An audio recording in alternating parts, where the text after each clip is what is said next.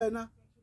bezofuna usizo ubasize bephile mfowethu. Ngiphinde nginegqabo lapha zomsebenzi kubantu abahlushwa belungu kufanele bambe khona into yenzakale ahamba lempande lezi sigqabo sihamba nempande yakho nansi impande yakho esihamba nayo siyashesha abafethu siyakusiza ukuthi umlungu awukhala ngento oyifunayo yenzakale nokuthandeka nokuhlonipheka ukubalekile kufanele uhlonipheke uthandeka abantu bekuthanda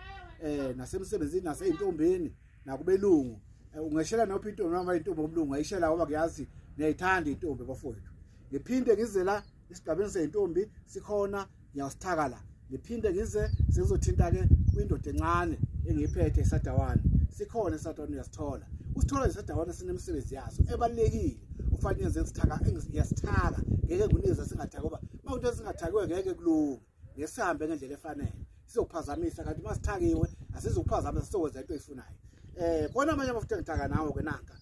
amafutha engithaka nawo nanka abafowethu akhona eduzane kwami ngaphethe nanka ngeke siwathole endawo uzowathola amahlaba ehlezi akhona uzophikela phinde futhi uyagula la uphethwe ikhanda lipheli uphethe izibhobho bayipheli unezinto ezinezitha sikhona zikulandela uyothola lo muntu uzokwazi ukusiza konke ukulekelele konke okufunayo bese kuba khona impande engekhothawo lama uzoshaya istroke ukuvika istroke ukuthi singaphathi nansi ngiphethe futhi ngiyabona qhubeka kanjalo ke thinta umahlaba ehlezi